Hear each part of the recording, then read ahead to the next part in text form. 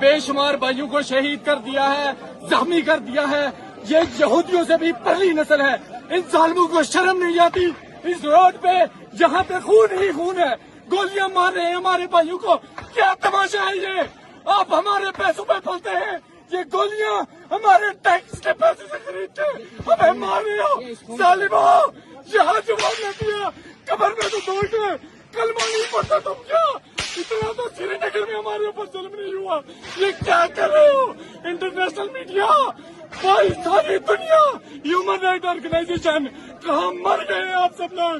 कहाँ मर गए? कहाँ मर गए?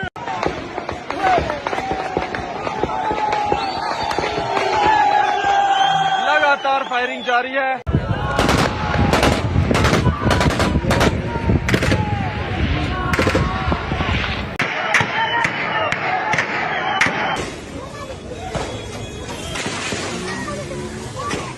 जालिमों, जवाब दो, खून का हिसाब दो। गुंडा करती, गोली लाठी।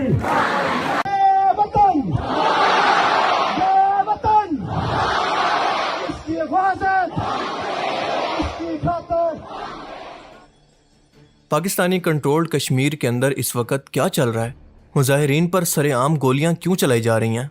मुबैना तौर पर 20 से 30 लोगों के शहीद होने की इतलात सामने आ रही हैं, लेकिन मशहूर सहाफ़ी इमरान रियाज खान के मुताबिक ये तादाद 100 को भी क्रॉस कर चुकी है। भारतीय फौज की तरफ से हमारे जम्मू कश्मीर के अवाम पर जो जुल्म बर्बरियत होता है, यहाँ का जुल्म उससे कई गुना ज़्यादा हो चुका है। पिछले 53 दिनों में हमारी 100 से ज़ायद शहादतें हो चुकी हैं, 1000 से ज़ायद ज़ख्मी हो चुके हैं। ये तो बड़ी खौफनाक सिचुएशन है जो उमर नज़ीर कश्मीरी साहब बता रहे हैं कि अपने भाई भी शहीद हुए। अब इस टॉपिक पर बाकायदा बात करने से पहले आपको बताता चलूं कि बहुत लोग ये सवाल कर रहे हैं कि मैंने इस सीरियस इशू पर पहले बात क्यों नहीं की। देखें, इसकी पहली वजह तो ये है कि हमारा मीडिया टोटल ब्लैकआउट हो चुका है। हमारा मीडिया भी असल में गोदी मीडिया बन चुका है, यानी टोटल स्टेट के कंट्रोल में है, जहाँ पर कश्मीर से मुतल्लिक कोई खबरें नहीं चलाई जा रही।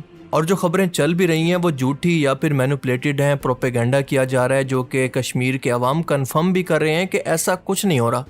और इसके बरक्स अल जजीरा और दूसरे इंटरनेशनल न्यूज़ चैनल इसको बेहतरीन तौर पर कवर कर रहे हैं, यानी असल खबर वो चला रहे हैं। मतलब एक तरफ तो मीडिया ब्लैकआउट होने की वजह से असल खबर सामने नहीं आ पा रही, और दूसरा सोशल मीडिया पर आप जानते हैं कि हर वीडियो को वेरीफाई करना मेरे लिए पॉसिबल नहीं है। सोशल मीडिया की वीडियोज़ के अंदर ज़्यादातर आप जानते हैं कि झूठ ही होता है। तो आप ज़रा खुद सोच कर देखें कि जब मेरे पास इन्फॉर्मेशन भी क्लियर नहीं है, मैं खुद भी वहाँ पर मौजूद नहीं हूँ, तो कैसे मैं एक चीज़ को 100% एक्यूरेसी के साथ आपको रिपोर्ट कर सकता हूँ। और दूसरी वजह यह है इस प्रोटेस्ट को अभी तक कवर ना करने की कि आप जानते हैं कि ये करंट अफेयर है जिसके अंदर हर वक्त सूरत हाल हर घंटे बदलती रहती है। तो जब तक मैं वीडियो अपलोड करूँगा अगले घंटे के अंदर सूरत हाल बदल चुकी होगी। और आप जानते हैं कि ये इन्फॉर्मेशन चैनल है, ना कि न्यूज़ चैनल जो कि हर घंटे की रिपोर्टिंग आपके सामने लेकर आए, क्योंकि इसकी एक एक वीडियो बनाने पर कई दिनों की मेहनत और रिसर्च लगती है। जबकि दूसरी तरफ इमरान रियाज खान जैसे दलेर सहाफ़ी जिनका कंटेंट ही यही है, हर घंटे के बाद आपको इस पर एक वीडियो करते हुए मिल जाएंगे जो कि सेंसिबल भी है, लेकिन मेरे लिए ऐसा पॉसिबल नहीं है। इसलिए आज की इस वीडियो के अंदर मैं सिर्फ रूट कॉज पर बात करूंगा कि ये मसला आखिर है क्या और क्या क्या कुछ रिपोर्ट हो चुका है, ये मसला कहाँ से शुरू हुआ, दोनों साइड्स का मौक़िफ़ क्या है और आगे इसका क्या रिजल्ट निकल सकता है।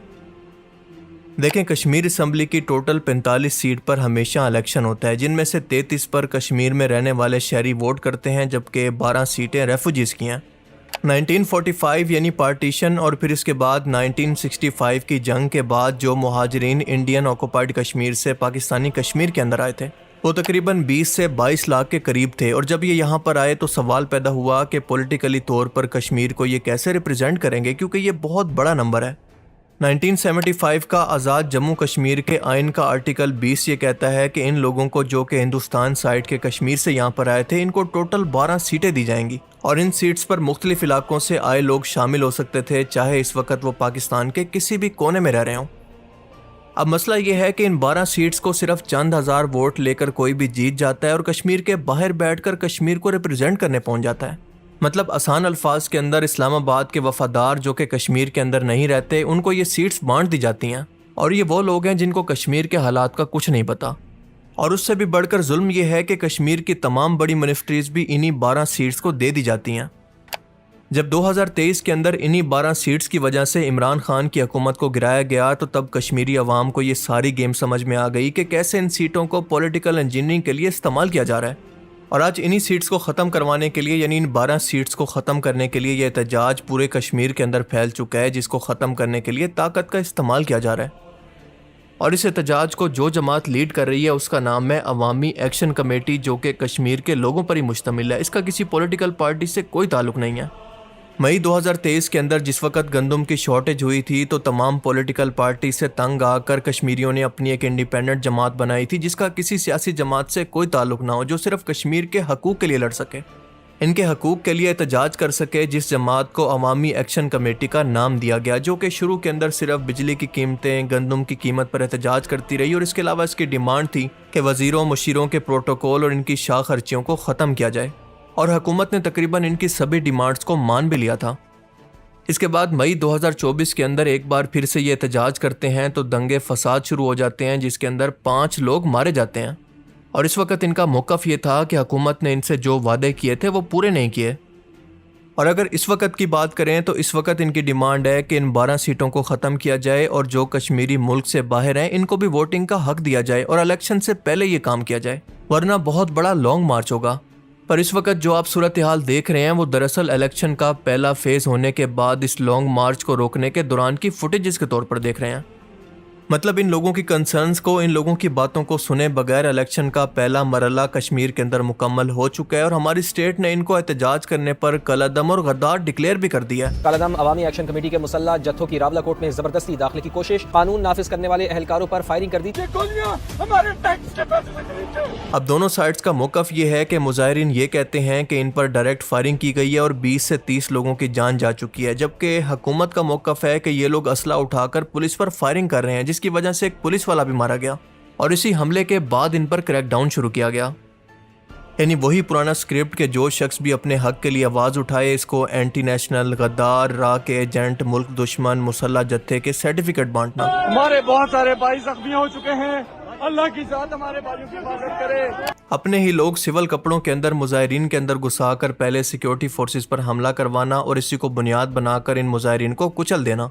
मतलब हमने ये स्क्रिप्ट बार बार रिपीट होते देखा है, क्योंकि जब भी पीटीआई की क़यादत पर क्रैकडाउन किया गया, सानिया मुरीद के हुआ, बलूचिस्तान के अंदर यही सब कुछ हुआ और अब कश्मीर के अंदर वही स्क्रिप्ट दोहराने की कोशिश की जा रही है।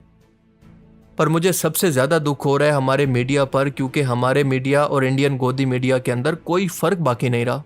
और आप देखेंगे कि आने वाले टाइम के अंदर ये मीडिया भी अपनी क्रेडिबिलिटी इसी तरह से खो देगा जैसा कि इंडिया के अंदर गोदी मीडिया अपनी क्रेडिबिलिटी अवाम के अंदर खो चुका है। मतलब आप खुद सोचें कि अगर रियासत के मुंह को खून लग चुका है, वो अपने लोगों पर गोली चलाने की आदी हो गई है, तो मीडिया का काम था कि पूरी दुनिया के अंदर इस जुल्म को हाईलाइट करना, अपने लोगों की आवाज़ बनना, जुल्म को जुल्म कहना। देखें एक एक करके सबकी बारी आनी है, लिहाजा जब मीडिया पर क्रैकडाउन होगा, इनकी बारी लगेगी तो कोई शख्स नहीं होगा जो कि इनसे हमदर्दी करेगा या फिर इनके साथ खड़ा होगा। 5 जून को अवामी एक्शन कमेटी के एहतजाज के दौरान 5 पुलिस वालों के साथ साथ 7 मुजाहिरीन की जान भी चली जाती है। और इसी के बाद जॉइंट एक्शन कमेटी को कलअदम करार देकर इसके लोगों को यानी प्रोटेस्टर्स को घरों से उठाने का सिलसिला शुरू हो जाता है। गवर्नमेंट कहती है कि इसके अंदर टीटीपी और रा के लोग भी शामिल हैं जो कि कश्मीर को तोड़ना चाहते हैं, यानी पाकिस्तान से अलग करना चाहते हैं। 27 जुलाई को जब पाकिस्तानी कंट्रोल जम्मू कश्मीर के अंदर इलेक्शन का पहला दिन था, तो उसी दिन हंगामों का आगाज़ हुआ जब रावलाकोट के अंदर जॉइंट एक्शन कमेटी ने इन इलेक्शन के खिलाफ लॉन्ग मार्च का ऐलान किया। और इसकी डिमांड थी कि जब तक वो 12 सीटें जो कि मुहाजिरीन के लिए यानी कश्मीर से बाहर से आने वाले गैर कश्मीरियों की हैं, इनको ख़त्म या कम ना किया जाए, हम ये इलेक्शन नहीं होने देंगे। अब हुकूमत इस पर यह जवाब देती है कि ये चेंज आर्टिकल के अंदर सियासी तौर पर बदलाव से होगा, सड़कों पर आने से नहीं होगा। और इसके बाद 3 मरलों के अंदर कश्मीर के अंदर इलेक्शन करवाने का ऐलान किया जाता है, इनकी आवाज़ को सुने बगैर। 27 तारीख को मीरपुर की 13 डिवीजन के अंदर इलेक्शन होना था जो कि मुकम्मल हो चुका है, जबकि इसके बाद 2 अगस्त को सेकंड फेज़ होगा जिसके अंदर मुजफ्फराबाद की 9 डिवीजन शामिल होंगी। और इसके बाद 10 अगस्त को तीसरा मरला शुरू होगा जिसके अंदर पूंछ की 12 सीटों के लिए इलेक्शन होगा। 27 तारीख को इलेक्शन के पहले मरले की बात करें तो ऑनलाइन वीडियोज़ और इंडिपेंडेंट सोर्स के मुताबिक 27 तारीख को पहले मरले के अंदर वोटर टर्नआउट ना होने के बराबर था। मतलब लोगों ने इस इलेक्शन का बाइकआउट किया, खसूसन यंग जनरेशन ने, लेकिन हुकूमत कहती है कि ये 45% से भी ज़्यादा था। आप जानते हैं कि जॉइंट एक्शन कमेटी इस इलेक्शन से कई हफ्ते पहले पूंछ के अंदर धरना देकर बैठी थी, इसी वजह से कि इन 12 सीटों को इलेक्शन से पहले ख़त्म किया जाए। पर जब वो देखती है कि इनकी डिमांड्स को सुने बगैर या फिर पूरा किए बगैर ये इलेक्शन अनाउंस करके करवा भी दिया गया है, तो वो 27 तारीख को रावला कोर्ट से लॉन्ग मार्च का ऐलान करती है और कहती है कि इसको हम मुजफ्फराबाद तक लेकर जाएंगे। पिछले कुछ दिनों से जो आप इंटरनेट पर अल जजीरा की ये वीडियो देख रहे हैं और इसके अलावा इन भाई साहब की जो वीडियो देख रहे हैं जो ये बता रहे हैं कि हम लोगों पर खुलेआम गोलियां चलाई जा रही हैं, दरअसल ये वीडियो जिस जगह की है वो रावला कोर्ट का एंट्री पॉइंट है जहां पर झड़प हुई थी जो कि फोर्सेस और इन्हीं लोगों के दरमियान हुई थी जो कि एहतजाज कर रहे हैं, यानी कश्मीर के वो लोग जो कि अपने हकूक के लिए निकले हैं। इन प्रोटेस्टर्स के मुताबिक पुलिस ने इन पर फोर्स, डंडे और सीधा फायरिंग की ताकि हम डर कर भाग जाएं और इस दौरान हमारे तकरीबन 30 के करीब लोगों को मार दिया गया। कश्मीर टाइम्स ये नंबर 3 बता रहा है जबकि अल जजीरा 20 लोगों का दावा कर रही है। न्यूयॉर्क टाइम के मुताबिक और नंबर हैं जबकि इंडिपेंडेंट जर्नलिस्ट तकरीबन 30 का ही नंबर बता रहे हैं। जबकि अगर फोर्सेस की माने तो उनके मुताबिक कोई शख्स यानी कोई प्रोटेस्टर नहीं मारा गया, जबकि मारा गया है तो सिर्फ एक पुलिस वाले को इन मुजाहिरीन ने मारा है। अब इंटरनेशनल मीडिया भी मोहतात होकर इसको रिपोर्ट कर रहा है। वो कह रहा है कि मुबैना तौर पर यानी बयान किया जा रहा है, इसकी तस्दीक करना पॉसिबल नहीं है क्योंकि वाकई अगर आप हालात देखें तो किसी के लिए भी पॉसिबल नहीं है तस्दीक करना, क्योंकि इस वक्त भी कश्मीर के अंदर मुसलसल कई हफ्तों से इंटरनेट बंद है, जर्नलिस्ट अंदर नहीं जा सकते, कोई ट्रांसपोर्टेशन नहीं है, कोई खाने का सामान नहीं जा सकता, मार्केटें बंद हैं, कॉलेज स्कूल बंद हैं, सबसे बढ़कर मीडिया ब्लैकआउट है। तो आप खुद सोच कर बताएं कि कौन शख्स है जो जस्टिफाई कर सके कि सच कौन बोल रहा है और झूठ कौन बोल रहा है। पर अगर ट्रैक रिकॉर्ड देखें तो सबको ये पता है कि इनको कौन ऑर्डर कर रहा है मुजाहिरीन पर फायरिंग करने के लिए, इनको कुचलने के लिए, चाहे जितनी मर्जी इनको लाशें बिछानी पड़ें सिर्फ अपने इक़्तिदार को बचाने के लिए तो वो बिछाएंगे। और दूसरी तरफ अगर हम देखें तो कितने शर्म का मकाम है कि ये दोनों पॉलिटिकल पार्टीज इस कत्ले आम से तवज्जो हटाने के लिए आपस में लड़ पड़ी हैं, यानी नूरा कुश्ती करने लगी हैं। ये फॉर्म 47 की वजह से, फॉर्म 47 की वजह से बैठे हैं। AJK का इलेक्शन आप बुरी तरह हारे तो वहां पर आपने धांधली का इल्जाम लगाया। अंदाजा लगाएं कि पाकिस्तान पीपल्स पार्टी जिसका इस वक्त आज़ाद कश्मीर का वजीर आज़म है और इसके अलावा ये वफाक के अंदर नून लीग के साथ इत्तेहादी है, वो कहती है कि नून लीग ने इलेक्शन कश्मीर के अंदर हमसे छीन कर चोरी किया है, हमारी सीटें ज़्यादा बनती थी, जबकि नून लीग कहती है कि पीपल्स पार्टी धांधली की एक्सपर्ट है और अपनी शिकस्त को कबूल नहीं करना चाहती। कश्मीर में चल रहे इस लॉकडाउन की वजह से अरबों रुपए का नुकसान हर रोज़ हो रहा है और ये नुकसान किसी एक स्टेट का नहीं हो रहा, कश्मीर का नहीं हो रहा, बल्कि पाकिस्तान का हो रहा है। अब सूरत हाल ये है कि दोनों साइड्स किसी की बात मानने को तैयार नहीं है, दोनों की तरफ से वायलेंस से जवाब दिया जा रहा है और इसलिए मीडिया ब्लैकआउट, इंटरनेट बंद होने के बाद जब असल वीडियो सामने आएंगी तो तभी जाकर मामला कुछ क्लियर होगा। पर इस दौरान हुकूमत को ये सोचना होगा कि इनके हाथ के अंदर अगर डंडा है तो इसका मतलब ये नहीं होता कि इसको हर जगह पर चलाना होता है, ख़ास तौर पर अपने लोगों पर। ये बात ठीक है कि 12 सीटों का मामला पॉलिटिकली तौर पर ही हल हो सकता है, लेकिन अगर इन लोगों को यकीन दिलवा दिया जाता कि इनकी बात पर ये मजीद बहस कर सकते हैं या इलेक्शन के बाद इनसे मजीद लचक पैदा की जा सकती है, मतलब इस मसले पर बात की जा सकती है, तो शायद ये मसला इस हद तक ना बिगड़ता। क्योंकि अब तक जो वीडियो सामने आ रही हैं उसके मुताबिक अगर वो सच हैं तो एक ऐसा गहरा जख्म कश्मीरी अवाम के दिल पर लगा है जो कि वो कभी नहीं भूल पाएंगे। आप दुनिया में किसी भी तहरीक को डंडे के जोर पर नहीं दबा सकते, ख़ास तौर पर कश्मीर जैसी आवाम को तो बिल्कुल भी नहीं। इसीलिए अगर आपको मज़ाकरात करने हैं या फिर इनके साथ डायलॉग करना है तो ये जितनी जल्दी हो सके पॉसिबल करें। और वीडियो के आखिर में कश्मीरी आवाम से ये कहना चाहता हूँ कि ये जालिम लीडर हमें, आपको या पाकिस्तान को रिप्रेजेंट नहीं करते, ये धांधली की पैदावार है। हम पाकिस्तानी आपसे दिलो जान से मोहब्बत करते हैं, आप हमारे भाई हैं और हमेशा रहेंगे। आप पर जुल्म करने वाले ये पाकिस्तानी पॉलिटिशियन हैं जो कि पाकिस्तान को रिप्रेजेंट नहीं करते, इसलिए इन लोगों से तो आप नफरत कर सकते हैं लेकिन पाकिस्तान से नहीं। पाकिस्तान जिंदाबाद और कश्मीर बनेगा Pakistan. Thanks for watching this video. अल्लाह हाफिज़।